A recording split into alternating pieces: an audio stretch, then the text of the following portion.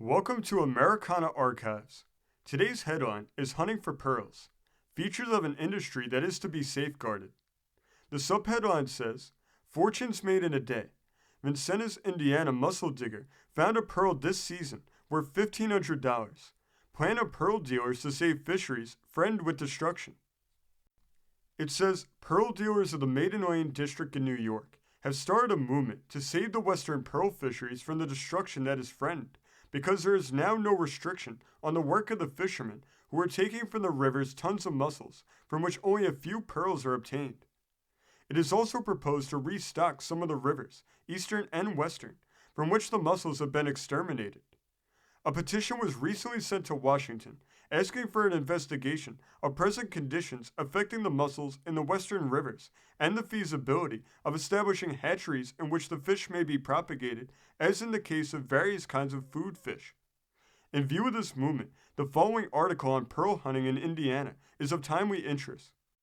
Scenes along the Wabash River during the last summer rivaled the sensational days when men journeyed to the west by the hundreds to gain great wealth in the gold mines.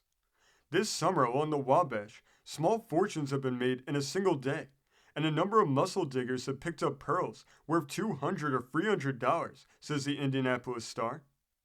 Encouraged by this success, pearl hunting has come to be one of the most favored industries along the Indiana watercourse. The most successful find perhaps made so far during the season was that of a Vincennes factory employee. He started out one day to enjoy a 2 weeks vacation. When he returned, he carried a pearl which is worth $1,500 and perhaps $2,000. During the last 4 or 5 years, Vincennes has been the center of a flourishing pearl industry. The amount of pearl money circulating now will run about $10,000 a month. When the Wabash field first attracted the attention of the mussel diggers, it was thought to only be a poor one. Experts making their examination about 5 years ago said that the mussels would be good for the pearl button factories only, and for a while the activity was but slight. A few months had passed when experts decided to make closer examinations, and these revealed hidden treasures. The news spread rapidly, and mussel men flocked there from all parts of the country. Vincennes is the center of the Wabash district, and while the industry has died out in the southern portions, it is still prospering at Vincennes. Now there are perhaps 100 diggers trying their luck in hunting for pearls within the immediate vicinity. Some 25 camps are to be found along the banks of the picturesque river, while the number of cockets will perhaps reach a total of 50. The men are busy, and the scenes are most interesting, as each digger is anxious to improve every minute, lest his neighboring hunter may make the finds of value. While the diggers depend largely on their finding of pearls for their fortune, they also receive neat sums for the shells.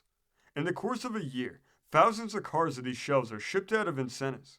They are used in the button industry.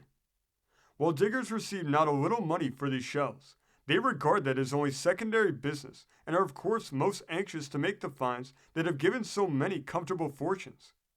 In the 4 or 5 years that Vincennes has enjoyed the pearl boom, many valuable finds have been made, and not a few of the most valuable pearls have been placed in foreign markets.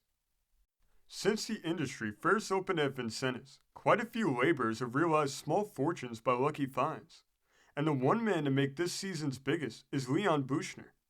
He had been employed at a glass factory, and when the plant closed down some few weeks ago, he decided to spend his vacation in digging mussels.